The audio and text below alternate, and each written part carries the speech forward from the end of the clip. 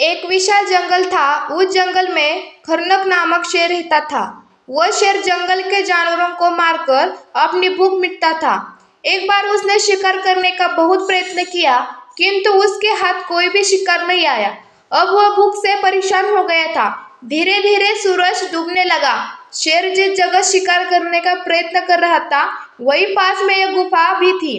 खरनक शेर उस गुफा में चला गया और सोचने लगा, इस गुफा में कोई न कोई जानवर अवश्य रहता होगा और वह शाम को अपनी गुफा में जरूर आएगा, और जैसे ही वह गुफा में प्रवेश करेगा, मैं उसका शिकार कर लूंगा और मेरी भूख मिटा लूंगा। जब तक वह जानवर इस गुफा में नहीं आ जाता, तब तक मैं यही आराम करता हूँ। वह गुफा एक गिदड़ की थी। उस गिदड़ का नाम दधीपुच्छ था। शाम होने पर भी गिदड़ अपनी गुफा के पास आ गया, और जैसे ही वो गुफा में घुसने वाला था, उसने देखा गुफा के पास शेर के पंजों के निशान है। शेर के पंजों के निशान गुफा के अंदर जाने के तो है, परंतु गुफा से बाहर निकलने के निशान नहीं है। दधीपुच्छ नामक गिदड़ समझ गया कि उसकी गुफा में कोई शेर गया तो है, परंतु वह वापस आया ही नहीं। इसका पता कैसे चलेगा? गिदड़ ने उपाय सोच लिया। वह गुफा के पास गया और जोर से बोलने लगा, मेरी बोलने वाली गुफा, आज तू शांत क्यों है? तूने मुझसे कहा था कि अगर मैं लौट आया तो तुम मुझसे बात करेगी। तुम मुझसे बात क्यों नहीं कर रही है? गिदड़ को बोलने हुए कुछ समय हो गया, परंतु गुफा ने कोई जवाब नहीं दिया।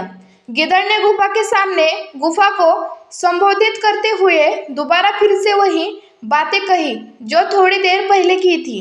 गिदड़ की बातें सुनकर शेर को लगा कि शायद ये गुफा खुद बोलती हो। जब भी गिदड़ आता हो तो यह इससे बात करती होगी, परंतु आज मेरे डर से यह बोल नहीं रही है। अगर यह गुफा नहीं बोली तो गिदड़ को शक हो जाएगा और वो इधर से चला जाएगा और मैं भूखा रह जाऊंगा।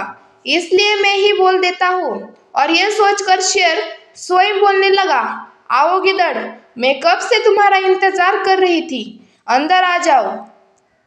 ते ही अंदर से आवाज आई। गिदड़ समझ गया कि अंदर कोई बेवकूफ शेर है जो गिदड़ के गुफा में जाने का इंतजार कर रहा है और अंदर जाते ही उसका शिकार कर लेगा।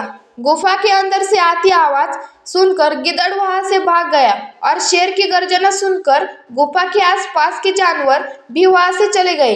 खरनक नामक शेर यह जानता था कि गुफा नहीं बोल सकती, फिर भी शेर ने अपनी मूर्खता से उस गिदड़ को भगा दिया जैसे वह खाना चाहता था। बहुत समय तक शेर ने गिदड़ का इंतजार किया, परंतु जब गिदड़ नहीं आया, तब शेर थक हार कर उस गुफा को छोड़कर शिकार की तलाश में चला गया, और गिदड़ को अपनी गुफा फिर से मिल गई। शिक्षा। शेर, गिदड़ और बोलने वाली गुफा की कहानी से हमें शिक्षा मिलती है कि अपनी बुद्धिमानी से आने वाले संकट से बचा जा सकता है।